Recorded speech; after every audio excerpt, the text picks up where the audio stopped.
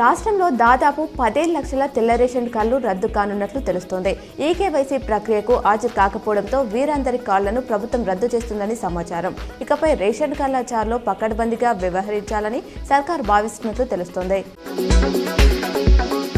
రాబోయే స్థానిక సంస్థల ఎన్నికల్లోనూ బీజేపీని ప్రజలు ఆశీర్వదించాలని ఆర్మూర్ ఎమ్మెల్యే పైడి రాకేష్ రెడ్డి కోరారు. మంగళవారం ఆయన మాట్లాడుతూ ఆర్మూర్లో పర్యటిస్తుంటే పలు చోట్ల డ్రైనేజీ, వీధి లైట్లు, బోరు లేదని ప్రజలు చెప్తున్నారని అన్నారు.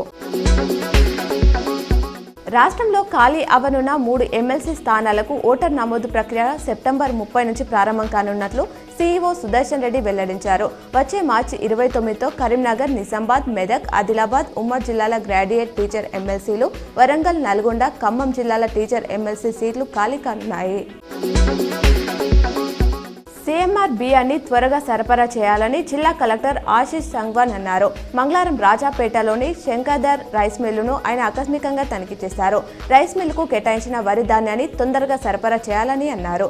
రైస్ మిల్లులో వరి ధాన్యం బస్తాలను లెక్కించే విధంగా పెట్టాలని అన్నారు. రిజర్వేషన్లపై అనుచిత వ్యాఖ్యలు చేశారన్న ఆరోపణలతో సీఎం రేవంత్ పై నమోదైన కేసును నాంపల్లి ప్రజాప్రతినిధుల కోర్టు ఇవాళ విచారించనుంది.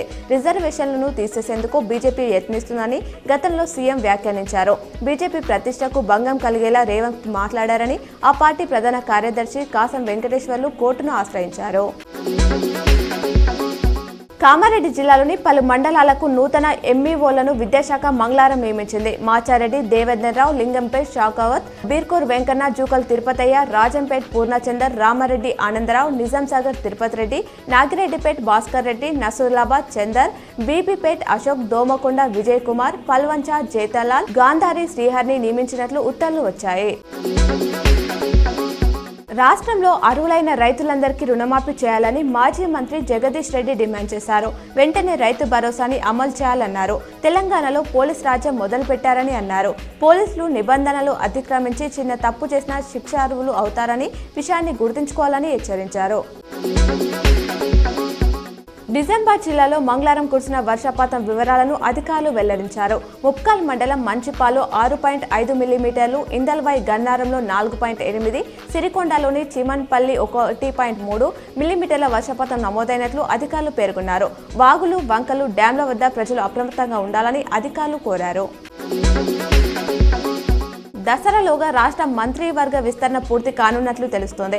మొత్తం 6 ఖాళీలలో ఇప్పటికే 4 పేర్లు ఖరారయ్యాయని, మరో 2 పేర్లు పెండింగ్లో ఉన్నాయని సమాచారం.